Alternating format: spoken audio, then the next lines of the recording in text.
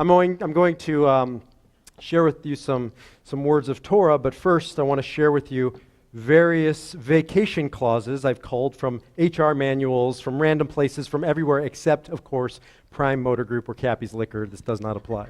The following sick days. We will no longer accept a doctor's statement as proof of sickness. If you are able to go to the doctor, you're able to come to work. Personal days. Each employee will receive 104 personal days a year. They're called Saturday and Sunday. Vacation days. All employees will take vacations at the same time every year. The vacation days are as follows: January 1st, July 4th, December 25th. Restroom breaks. Entirely too much time is being spent in the restroom.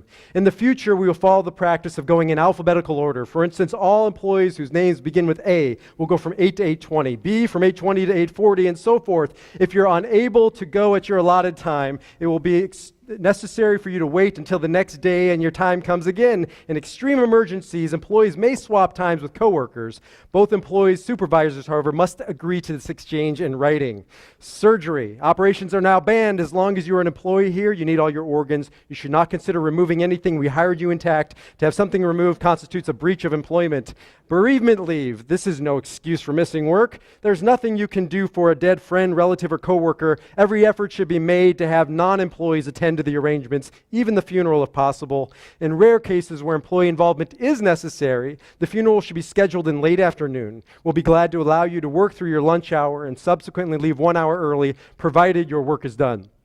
And out from your own death. This will be accepted as an excuse. However, we require at least 2 weeks' notice. And it is your duty to train your own replacement. Thank you for your loyalty to our company. We're here to provide a positive employment experience. Therefore, I'm going to try to do this at the end of a commercial. Therefore, all questions, comments, concerns, complaints, frustrations, irritations, aggravations, insinuations, allegations, accusations, contemplations, consternations, or input should be directed elsewhere. Have a nice week. Thank you, management. All right, fine. So not all of these exist everywhere. Maybe not any of them exist anywhere, but the point is clear. Even if we're not talking just about corporate America, or regardless of our place of employment, no matter how great it might be, this applies to all of us. And it touches on a very uncomfortable truth, that we are entirely overworked, we're overprogrammed, we're putting in way too many overtime hours, oftentimes in the wrong areas of our lives. And as a result, we're ending up depleted and depressed and divorced and even dying prematurely. Here are some not so funny statistics. Americans will spend more than $280 billion this year on prescription medication. Nearly 1 out of every 4 women in the United States is currently taking antidepressants, higher than any other country in the world. In 2010, the average teen in the U.S. was taking 1.2 central nervous system drugs for conditions such as ADHD and depression. Children in the United States are 3 times as likely to be prescribed antidepressants as children elsewhere around the world. 1/3 of the nation's employees suffer chronic, debilitating stress. More than half experience a level of stress that keeps them up at night, diagnosed with depression, anxiety disorder. In the United States, there are 28 million Americans with a drinking problem, 22 million Americans addicted to drugs. Of all of the major industrialized nations, America is the most obese, leads the world in divorces, TV watching, sitting in traffic, mental disorders, the list goes on. And now, sadly, America leads the world in suicides. Suicide has now passed all other form of injury-related death. This past year, passing car accidents, passing homicides, suicide is the leading cause of injury-related death. And I'm going to be talking about that on Kol Nidre. It's a heavy topic, so come knowing, come prepared. But it's an important topic. But regardless of suicide, regardless of death, regardless of all of these problems, right? There's a soul problem. Not just a physical problem, but a spiritual problem. And it's best summed up by a great teacher, another righteous Gentile. His name is Parker Palmer. If you don't know Parker Palmer, you should get to know Parker Palmer. He's got tremendous books out there. I think he's a Quaker minister. He's certainly a master educator. And in one of his books, Hidden Wholeness, Journey Towards an Undivided Life, he has a phrase that has always stuck with me in thinking about this overworked, overprogrammed culture. And he calls it the blizzard of the soul. There was a time, he writes, when farmers on the Great Plains, at the first sign of a blizzard, would run a rope from the back door of their home out to the barn. Why? Because they all knew stories of people who had wandered off and been frozen to death, having lost sight of their home in a whiteout while still in their own backyards. He continues, when it comes to the blizzards of life, we all know stories of people who have wandered off into life's madness, been separated from their own souls, losing their moral bearings, losing their mortal lives, men, women, children who have become lost within the blizzard of the soul, or in the words of the great composer Leonard Cohen, the blizzard of the world has crossed the threshold and it has overturned the order of the soul. In so many ways, our society is crossing or has crossed a threshold. And in so many ways, we are enduring a blizzard in our lives. In so many ways, we are experiencing a whiteout that threatens to hurt, to imperil, to even destroy our soul. Now, this blizzard of the soul is exacerbated by modernity, but certainly it is not unique to us, right? It was Kohelet, Ecclesiastes, who said, Ein chadash tachat hashemesh, there is nothing new under the sun. And in fact, this is an issue that goes back to the beginning of time, certainly to the beginning of the Torah. When you read the Torah, one of the first stories you read, of course, is Adam and Eve. And one of the first charges that Adam is given by God is this. And the Lord God took the man and put him into the garden, la'ovda u'l'shomra, to avodah, to la'avod, to work the garden, and to shomer, to guard the garden. Now, in Judaism, avodah is actually a good thing. It's a holy thing. Work is important, right? It says in the Torah just a little bit before that, Sheshet yamim ta'avod v'asita kol melachtecha. 6 days you shall work, which is to say a good percentage. Maybe most of our life is spent in avodah, is spent in work, in holy work, in all kinds of work. But there is a shadow side to everything, right? There's a shadow side to creation. It's destruction. There's a shadow side to light. Literally, it's darkness. There's a shadow side to good. It's evil. And there's a shadow side to avodah, to work. And the rabbis call it avodah zarah, which oftentimes they say idolatry. But when we say idolatry, we just miss the point of what they mean. What is avodah zarah? Avodah zarah, literally zarah is foreign. It is work that is foreign to our being, to our essence, to our soul. It is the very same work that was once avodah, kedusha, that was once holy work, but at some point we slip over the line. And at some point it is no longer avodah, work that is good for us. At some point, it slowly or not so slowly becomes avodah zarah, when it becomes no longer a means, but when our avodah, our work becomes an end, right? When that work is no longer what we do, but it is who we are. When that avodah takes us further from our soul, from our self, from our neshama, from our ruach, our spirit, that's when it becomes avodah zarah. That's when we are losing our way, drifting off into the whiteout, losing our way home. And that's what happened to Adam. The Midrash says, why did the garden fall apart? It's because we have the first workaholic in Adam. What was he doing? He was working. He was tending to the garden, but he wasn't supposed to be there all day, every day. Remember, it was 6/7 of his life he was supposed to be working, but we also had the follow-up to that, which said, V'yom hashvi'i Shabbat l'Adonai lehecha lo ta'aseh kol malacha, that on the 7th day, at some point, you have to stop doing your avodah. You have to stop working. You have to ultimately take a break. You have to rest. And Adam didn't do it, or he couldn't do it, or he wouldn't do it, and the garden fell apart. Unfortunately, Adam is not the only workaholic. He's just the first workaholic. Look at Noah. Noah is the quintessential workaholic. God says, build me a boat, and Noah flips a switch and he builds a mean boat. He is a great boat builder. He just happens to be a lousy husband and a terrible father and a horrible neighbor. He spends his entire time building the boat, and the Midrash, the teaching says, he was supposed to be out gathering people to come onto the boat. And even though he did invite his wife, Mrs. Noah, we don't know her name because he didn't share her name with us. And we don't know his sons and his daughters-in-law. And there's no neighbors, there's no community members on that boat because Noah was obsessed with boat building, but he wasn't obsessed with a different kind of avodah, a deeper kind of avodah. All you have to do is just keep on going through the Torah. Abraham, we're going to read about on second day of Rosh Hashanah. The Akedah, the binding of Isaac. Some say was a pinnacle, a high moment in his life, and others, like myself, say it was the nadir, the low point. It was the moment he chose work over his spouse. He chose work over his family and his son. We read about Jacob, we read about Joseph. Joseph lost his way, rising to second in power, just second only to the Pharaoh. But in the process, we read about a man who now looks like an Egyptian, talks like an Egyptian, walks like an Egyptian. He has lost who he is. He has lost his way. And then there's Moses, who I'm going to talk about on Kol Nidre. Moses is a man who works so hard for so long that literally he turns to God and says, I'd rather be dead than to keep doing this job, right? Moses reaches to the point where he is completely broken and devastated and in a state of despair.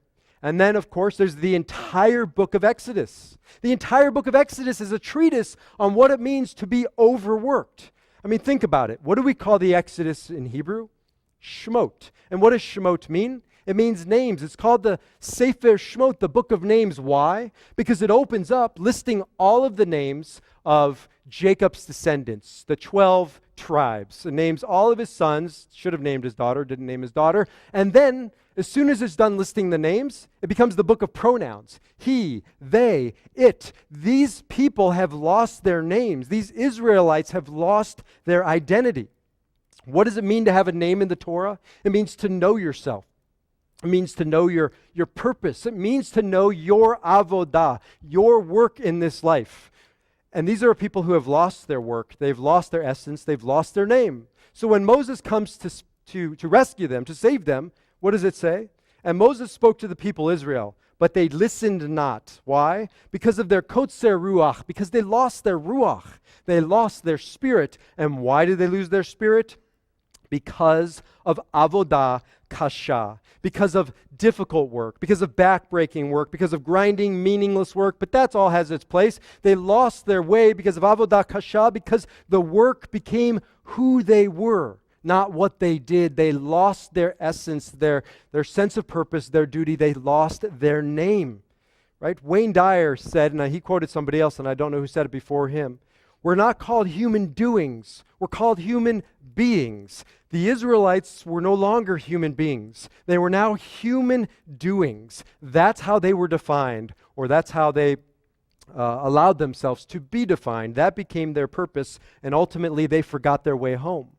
The great mystic, the Rav Kook, the first chief rabbi of Israel, said, when one forgets their essence, when they forget their soul, they become distracted, and they start attending to everything and anything but their soul. Everything and anything but that which is ultimately important. They become confused and uncertain, or in the words of Parker Palmer, they become lost in the blizzard of the soul. Avodah slips into avodah kasha, slips into avodah zarah. Our work becomes ultimately who we are, and in that moment we have lost our way in the whiteout of life. But this is not a new problem. It's an ancient problem. It's an every era problem. This is a story from 200 years ago. Reb Levi Yitzhak, a great master, was walking his usual route in the marketplace one day. And along came a man rushing madly and knocked the great mystic, the great master, over.